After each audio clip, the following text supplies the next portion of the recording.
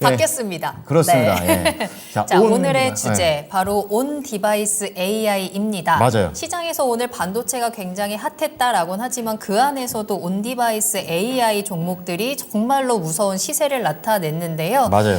지금 네. 물론 단기간 안에 관련 종목들이 급등을 해서 많이 올라오기는 했습니다만 이게 정말로 온 디바이스 AI, 이 AI 시대로 변화하고 있는 과정이라면 지금의 급등이 정말로 시작일 수도 있다라는 생각도 들거든요. 그쵸. 아니면 테마로 지금 잠깐의 정말 너무 과열된 구간인 건지 이 부분을 좀 체크를 해봐야 될 것 같아서요. 오늘의 주제는 온 디바이스 AI 대시세 출발점인가입니다. 네, 자 그러면 박준현 운용역께서는 이 대시세 출발점인가요? 아닌가요? Yes or No로 먼저 대답을 어렵네요, 해주시면요. 그죠?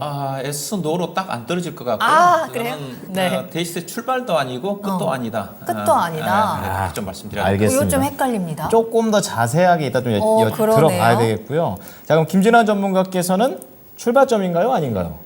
출발이라고 보고 있습니다. 출발이라고 보고 그래요? 있습니다. 예. 한 분은 알겠습니다. 중간에 서 계시고 한 분은 살짝 출발 쪽이십니다. 네. 자, 그럼 일단 중간에 서 계신 분부터 저희가 알아보죠. 이야기를 나눠 볼 텐데요. 일단 온 디바이스 AI 그러면 이미 어느 정도는 많이 올라왔다라고 보시는 거예요? 정확히 말하면 10월 중순부터 시작을 했습니다. 네네. 10월 중순에 삼성전자가 가우스인가를 발표를 하면서 내년도에 출시가 되는 갤럭시 S24에 온 디바이스 AI를 구현하는 스마트폰을 출시를 하겠다. 네. 그러면서 그때서부터 움직이기 시작됐으니까. 가우스가 그건가요? 그 언어 모델인가요? 예, 저 그런 걸 알고 있습니다. 예, 그래서 AI. 예. 그때부터 시작을 해가지고 종목들이 주요 종목들이 대표적으로 뭐 제주 반도체, 칩스 미디어, 가온 칩스라든가 종목들이 그 시점 전후해가지고 100% 이상 올랐고요. 그 다음에 그들 관련 종목들이 또 이제 그 엔비디아 발 때문에 4월 달부터 움직이기 시작을 했으니까 그때서부터 본다 한다면 네. 평균 200% 이상 올랐습니다. 그렇기 때문에 출발은 이미 시작이 좀 됐다. 그런 어떤 부분이라는 측면에서 제가 출발도 아니고 그렇다고 해서 끝날 것 같지도 않기 때문에 여전히 종목에서 관심을 가져야 되는 측면에서 저는 중립적으로 좀 말씀드렸다고 먼저 그렇게 좀 말씀 좀 드리고요. 네.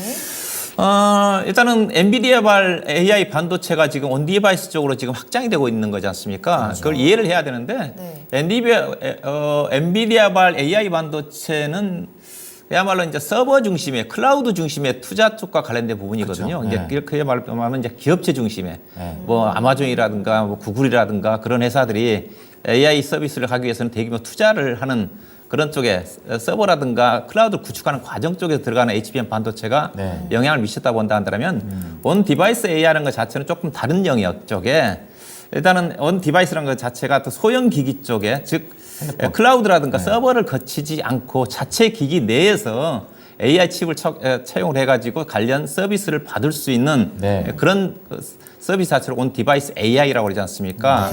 확장 그 자체가 우리와 실생활에 좀 더 가까워졌다.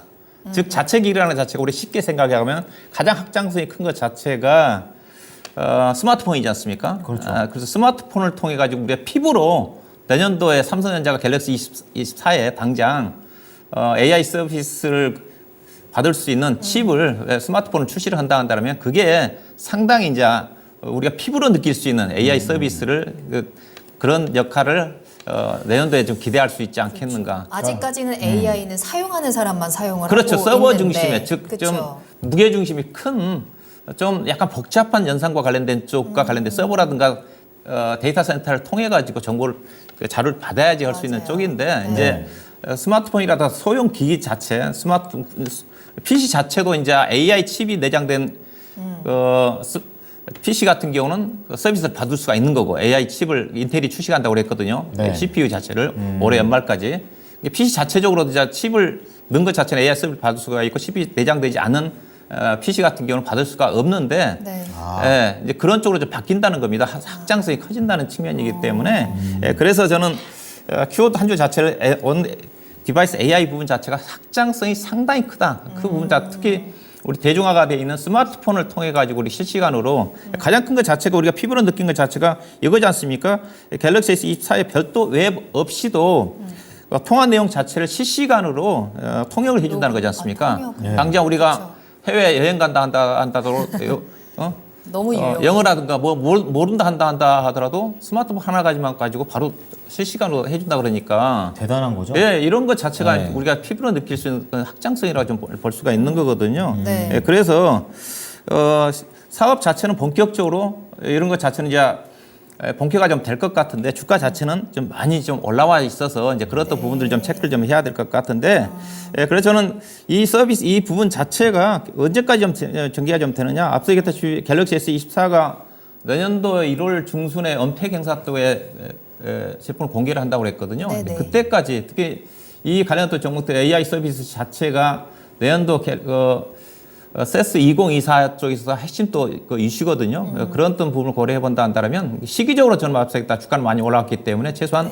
내년도 1월 중순 정도까지는 1월 효과 때까지는 AI 관련 종목들이 시장의 중심에 있을 거다. 예, 그런 관점에서 말씀을 드리고 싶습니다. 그러니까 그 이후에는 조금 꺾일 수도 있다라고 보시는 거예요. 조금 이제 사그라들겠지만 그렇지만 계속적으로 이거 AI 서비스 온 디바이스 AI 부분 자체가 많이 확장이 됩니다. 그렇게 되면 스마트폰이 그렇게 이게 효과가 괜찮으면 스마트폰이 그동안 거의 저성장이었지 않습니까? 거의 역성장이었는데 스마트폰 새로운 자체가 모멘텀이 생기는 많이 거죠. 팔릴 거고요. 네. 그러면 스마트폰과 관련된 부품이라든가 관련된 것도 수혜를 좀 받을 수가 있기 때문에 여러 가지로 다양하게 확장될 수 있는 여력은 많이 있다 그렇게 봐야 될 것 같습니다. 그러면 종목 중에서 지금처럼 뭔가 모멘텀이 있는 종목들 이렇게 온 디바이스 AI처럼 이런 종목들이 지금 시점에서 매력이 있는 건지 아니면 반도체라고 하니까 업황은 하반기 이후에 내년부터는 점점 뭐 살아난다 이런 얘기가 있어서 약간 전통적인 그런 관련주들이 좋은 건지 매력도로는 어디가 조금 더 좋을까요?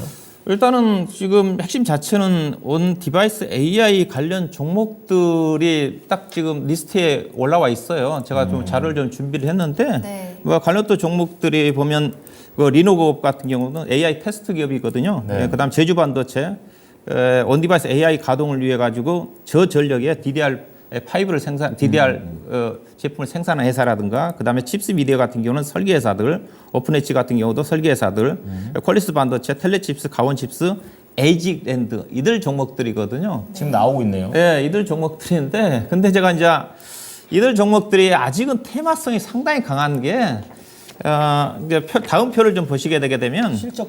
예. 네. 알고 사면 주식 못 삽니다. 저같이 실적을 펀드멘탈을 중시하는 주택을 본다면 개선은 그렇죠. 보시게 되게 되면 제가 시가총액 상위별로 맨 오른쪽 상위별로 제가 표를 좀 만들어 봤거든요. 시장의 중심에 있는 종목. 그래서 리노공업 자체는 이 영업이익 자체가 올해 추정 실적 기준입니다. 1,000억 정도 이익 난 회사니까 갖춰진 회사예요. 약간의 실체가 있네요. 예, 근데 시가총액이 3조 2천억이고 PER 단위로 33배짜리 주식이 않습니까? 그다음에 칩스 미디어 같은 경우는 280억밖에 안 됩니다 매출액이. 갑자기 또 근데 시가총액이 떨어지네요. 6천억이에요. 올해 순손실 좀 나는 거고 가원칩스 같은 경우도 매출 600억밖에 안 됩니다. PER 단위로 따지면 100배 되는 수준이고 5천억짜리니까 중요한 것 자체가 이제 PER 자체는 의미가 없는데 PBR 자체가 보면 칩스 미디어 같은 경우는 14.8배지 않습니까? 네. 1,500% 정도의 프리미엄을 이미 받고 있어요. 이런 것들. 상대적으로 싸 보이는 것 자체가 텔레칩스 PBR이 2.2배밖에 안 되지 않습니까? 그다음에 제주 반도체가 급등을 하고 있지만 PBR 단위 2.6배밖에 안 됩니다. 그렇군요. 물론 이들 종목 중에서 가장 핵심적으로 온 디바이스 AI가 성장하는 국면 쪽에서 어떤 종목이 정말 수혜를 받을지는 봐야 되겠지만 제가 2025년도까지 실적을 판단한다라도 이들 관련 종목들이 폭발적으로 매출액이 증가되지는 않더라고요. 그래서 이들 관련 종목들이 주가 좀 많이 올라왔기 때문에 상당히 부담스러운 부분도 있다는 점을 좀 참고할 필요가 있을 것 같습니다. 네. 확실히 온디바이스 AI가 가지고 있는 확장성에는 동의를 하시지만 지금 주가들이 짧은 시간 안에 너무나도 많이 올라와 있다라는 점, 네. 실적이 증명되지 않은 상황에서 기대감으로 인해서 프리미엄을 너무 많이 받고 있기 때문에 대시세의 출발점인가에 대해서는 어느 정도 한계가 있다라고 지금 설명을 해주신 것 같아요. 네. 이제 반면에 김진원 전문가님께서는 출발선에 서 있는 것 같다라고 말씀을 해주셨어요. 그렇죠. 그러면 지금 많이 올라왔지만 더 훨씬 더 큰 대세 종목으로 갈 수 있다라고 보세요. 네, 저는 좀 일정에 좀 주목을 좀 했는데요. 일정, 네. 예, 우리 운영령님께서도 말씀하셨다시피 내년 1월 9일 정도에 이제 CES가 있습니다. 2024년. 그래서 이때 삼성전자가 AI 전략을 공개하는데 뭐 이때 삼성전자 말고도 여러 기업들, AMD, 뭐 인텔 같은 그런 기업들도 AI 관련 발표를 할 예정입니다. 그래서 그렇죠. 계속해서 이 이슈는 AI, 온디바이스 AI 이슈는 지속될 거로 보고 있고요. 그리고 뭐 메인은 아시다시피 1월 17일 갤럭시 S24 언팩 행사입니다. 이때 삼성의 이제 온디바이스 AI가 실제로 어떻게 이제 구현이 되는지 뭐 그런 것들을 제가 볼 수 있는 그런 기회인데요. 뭐 방금 말씀드렸듯이 뭐 삼성전자뿐만 아니라 뭐 지금 애플 그리고 구글, 네, 뭐 이런 여러 대단한 회사들, 네, 이런 기업들이 모두 다 온디바이스 AI를 하고 있습니다. 그래서 오늘 특히나 좀 온디바이스 AI가 좀 강세였는데요. 미국의 필라델피아 반도체 지수가 이제 급등한 그런 부분도 좀 있었고, 네. 그리고 삼성전자가 오늘 좀 기사가 나왔습니다. 갤럭시 버즈에 AI 통역 기능이 이제 탑재될 것이라고 그런 기사가 나왔었는데, 뭐 이런 것들도 뭐 상당히 오늘 주가 강세의 어떤 이유가 됐었고요. 방금 말씀드렸다시피 구글도 지난번에 발표했던 픽셀 8에 AI를 탑재를 한다고 그렇게 얘기가 나왔었고, 네. 애플도 아이폰 16에 이제 상위 모델에 이제 생성 AI를 탑재하게 될 것이라고 그렇게 이야기가 나왔습니다. 그래서 주요 스마트폰 회사들이 모두 이제 AI를 탑재할 것이기 때문에 이제 뭐 이로 인해서 이제 스마트폰 자체에 이제 AI 탑재는 필수가 될 것으로 보이고요. 그리고 이제 이로 인해서 또 스마트폰의 수요도 또 증가한다는 또 그런 내용도 나오고 있습니다. 그래서 계속해서 저희가 관심을 좀 가져봐야 될 것 같고요.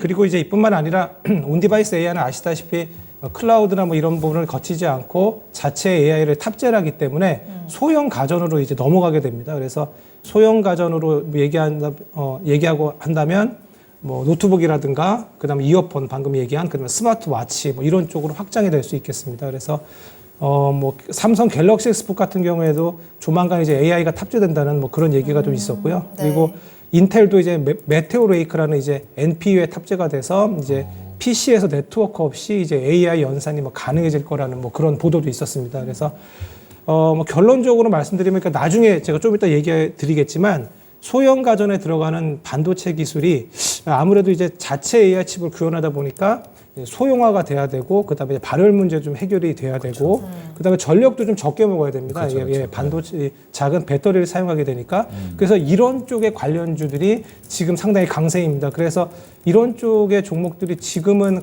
강하긴 한데 그래도 좀 내려오면 좀 더 봐야 되지 않나 여러 가지 일정들이 있기 때문에 네. 예, 그런 생각을 좀 가지고 있고요. 네. 그리고 오늘 너무 많이 좀 올라서 뭐 당장 뭐 내일 또 가지 않겠느냐 뭐 이런 얘기를 하신다면 갈 수도 있는데 네. 뭐 지금 너무 신규 진입하기에는 너무 좀 높은 자리이긴 합니다. 관련주 뭐 제주 반도체라든가 뭐 리노공도 마찬가지고요. 그래서 이런 부분은 나중에 말씀드리겠지만 조금 내려오면은 좀 보면 어떨까. 왜냐하면 내년 1월 중순까지 이슈가 있기 때문에 그 전에는 좀 더 갈 만한 어떤 그런 여지가 좀 있어 보이거든요. 네. 그래서 그런 부분이 있고요. 그리고 사물 인터넷이 뭐 지난 몇 년까지 계속 이슈가 됐었는데 사물 인터넷이 이제는 이제 사물 AI로 가는 그런 어떤 대전환의 결정적인 순간이 아닌가 합니다. 그래서 지속적으로 좀 봐야 되는 이슈. 그리고 원래는 뭐 필라델피아 반도체 지수가 이렇게 많이 오르면 HBM 쪽이 많이 오르고 했거든요. 네네. 근데 이번에는 HBM이 오르지 않고 오히려 온디바이스 AI가 그래서 그쪽 가는 걸 보면 아 반도체 섹터가 이제는 온디바이스 AI가 좀 대세구나 그런 것들을 좀 알 수 있고요. 근데 이런 수급이나 아니면 이런 이슈의 어떤 크기로 봐서는 이게 여기서 멈출까? 네, 뭐 이런 생각을 좀 하고 있습니다. 그리고 아까 분명히 말씀드렸다시피 일정도 뭐 빵빵하기 때문에 네. 1월까지 계속 지속이 됩니다. 그래서 그래서 지속적으로 봤으면 하고요. 하지만 주가가 좀 많이 올라서 이거 의문을 가지고 이거 어떻게 해야 되나 이런 생각을 좀 하다가 든 생각은 이 챗GPT가 이제 뭐 저희가 사용자 경험을 이제 사용자 경험으로 구현되기까지는 조금 시간이 걸리지 않습니까? 이제 S24도 이제 언팩으로 이제 공개가 되면 그거를 저희가 이제 실생활에서 어떻게 쓰는지 이런 것들을 체험해보고 그렇게 해서 저희가 실제로 이 AI, 이 온디바이스 AI가 이렇게 기기에 구현되면 이런 기능이 있구나, 실생활이 편하구나 이런 것들을 알기에는 뭐 아직까지 좀 시간이 좀 남아 있습니다. 그래서 지금 주가가 너무 그 사람들의 기대감으로 많이 오르는 감이 있거든요. 그래서 이런 부분에 대해서는 주가가 좀 과한 측면이 없지 않아 있습니다. 그래서 방금 말씀드렸다시피 조금 내려오면 주가적인 측면에서는 조금 너무 과하기 때문에 내려오면 봐야 되지 않나 이런 생각을 하고 있습니다. 그러니까 지금은 많이 올라오기는 했지만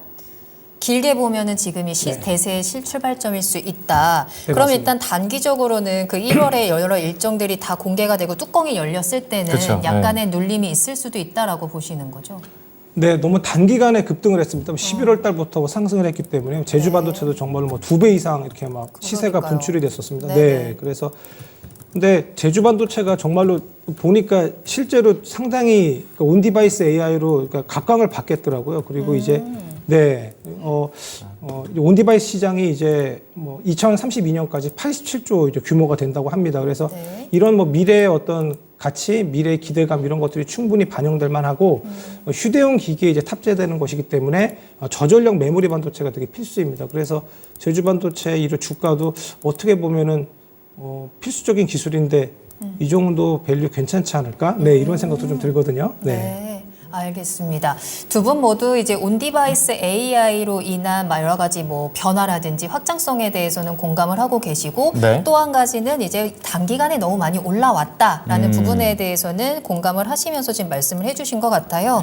그럼 이제 여기서 중요한 건 종목 아니겠습니까? 그렇죠. 그러니까요. 무슨 종목이 그럼 그 중에서도 괜찮은 것인가 이렇게 하셔가는데 네. 박준영 운용료께서는 여기서 탑3 뽑으신다면 어떻게 뽑으십니까? 예, 뭐 첫 번째는 제주 반도체를 꼽을 수밖에 없을 것 같습니다. 제주 이렇게 반도체 많이 올라왔는데도. 예, 일단은 예사가 앞서 잠깐 우리 얘기했지만은 네. AI를 구동하는 데서 핵심 자체가 그 저전력이고 저전력의 저용량이 그 반도체거든요. 반도체 이 회사 이제 설계하는 회사고 국내에서는 그 소형사 중에서 예사밖에 생산하는 회사가 없습니다. 대형사들은 이제 삼성전자, SK하이닉스, 마이크론이 생산하고 있는 쪽인데 소형사 쪽에서는 네.